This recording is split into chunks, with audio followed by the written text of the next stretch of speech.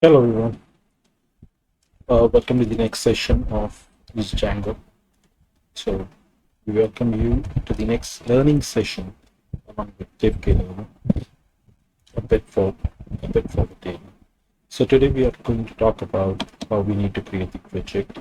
So to create the project, first you need to create a virtual machine. Then you need to install Django. Then you need to start the project and then run the project. So for that, I'll be first showing you the demos. I have not created these slides, but I'll be creating those slides in some time. So if I go here, I can put in. So the first thing is, in order to create the project, we need to first create the environment. So here what I'm doing is, I am creating my environment. So I'm giving the name to the environment as demo1, virtual environment. So I'm just clicking, writing this command, and this would take some time, and it will create the new environment for us. So once the environment has been created, we will have to activate the environment. So wait for the time till it completes. Now the environment has been set, and to check it and to run the environment, yeah, what I'm going to do is I'm going to run the activate part of it. That file to activate the environment, and if you see here, that's the environment which has been activated. Once the environment has been activated, we have to install Django to it, and this will take some time to install, but to keep on showing you the progress. So we'll take a pause till it does.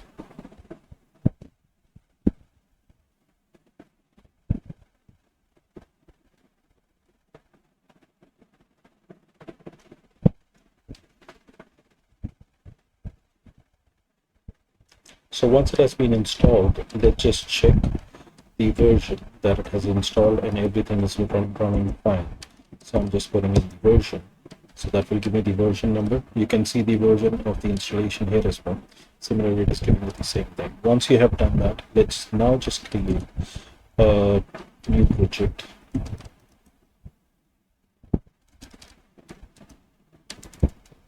Before I create a new project, okay, I'm in the right folder, but I was thinking that I was not. Let's just start with creating a new project.